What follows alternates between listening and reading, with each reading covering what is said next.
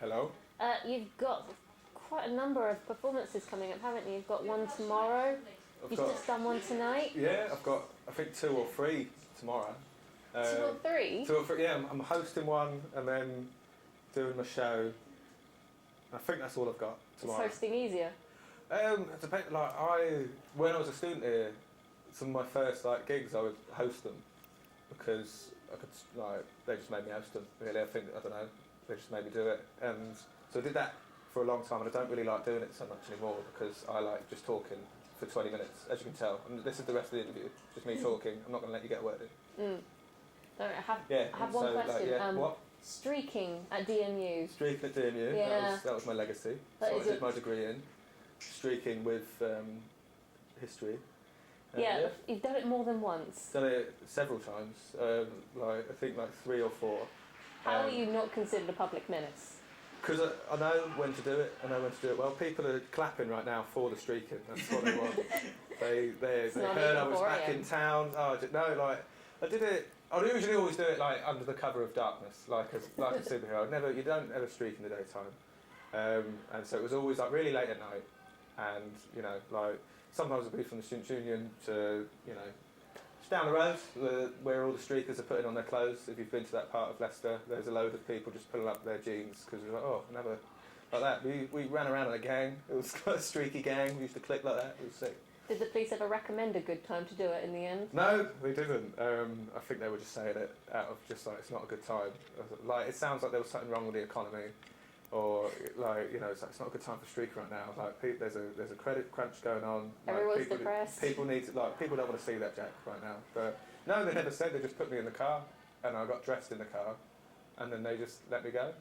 But it was weird, because it's 4 in the morning. They're saying it's not a good time. I was it's the perfect time. I'm around a university, and it's what if a child saw you? It's what if we've got questions for the parents. If the kids saw me at 4 in the morning, just where's your mum? Why are you around?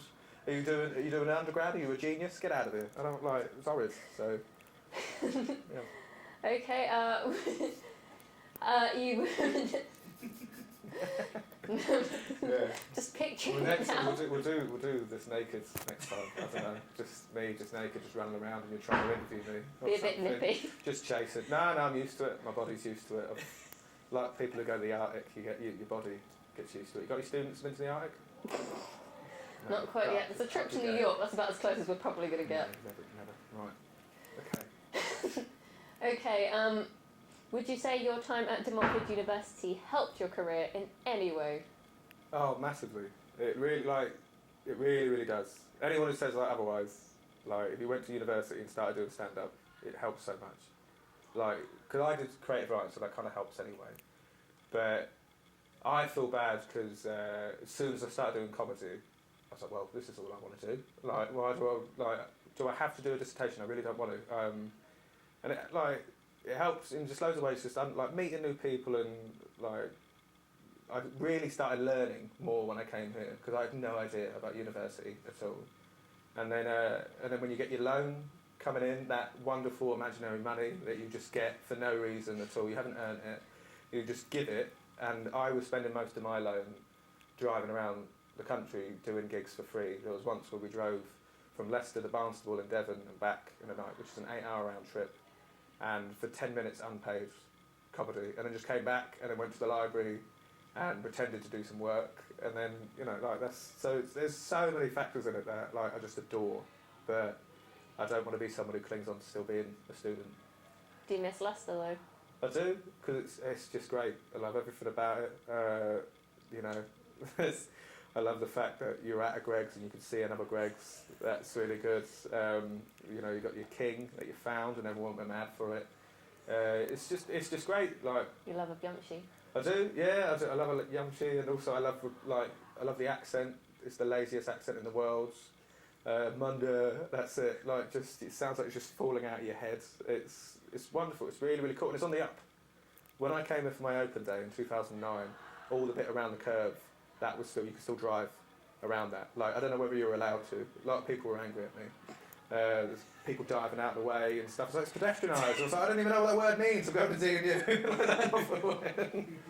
It's a great university. This is the new advert for it. In case, yeah. Better than that dramatic one. It's good. It's good. Okay.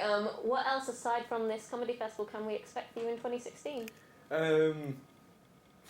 Hopefully maybe moving back here. I don't know whether the city is buzzing for that or what. I'm going to move back underneath that car park where they found the king, and I'm just going to hide out there for a while. I want to move back here and just like I've got my shows and I'm going up to Edinburgh again. I don't know. I'm just going to keep on gigging and gigging and gigging. Really, like I want to go to other countries and gig there. I've gigged in a few. I want to gig in Ireland. If anyone knows anyone who's looking for a gig in Ireland, I'll go do that. I have a cousin who DJs in Ireland. That's about it, I'm afraid. I'll just talk over him. That's all I'll do. That's my plan. But yeah, I don't know really. It's just the same. Just gigging more and more. Trying to sort out my finances a lot. Maybe apply to be a student again and just not go to any lectures and Pull the Dave Murphy. just hoard all the money. No, I didn't do well enough to do a Dave Murphy. I got a cool 2-2. If anyone's wondering, what's the key to success? Not trying. I think that's the key to success. Yeah. Okay, you mentioned earlier downstairs you had a gig where a rugby match was was on the TV at the same time. What's the worst gig other than that you've ever been at or performed at? I don't know, because there was one recently that I did, especially when people get in contact with you after you start doing either like comedy or radio or music or something. You're going to get some friend who's near above you in school get in contact with you and be like, hey, can you do this for free? And you're like, no. And it's like, how much do you charge? And it's like, well, I don't know how much I charge. I don't know what I'm worth.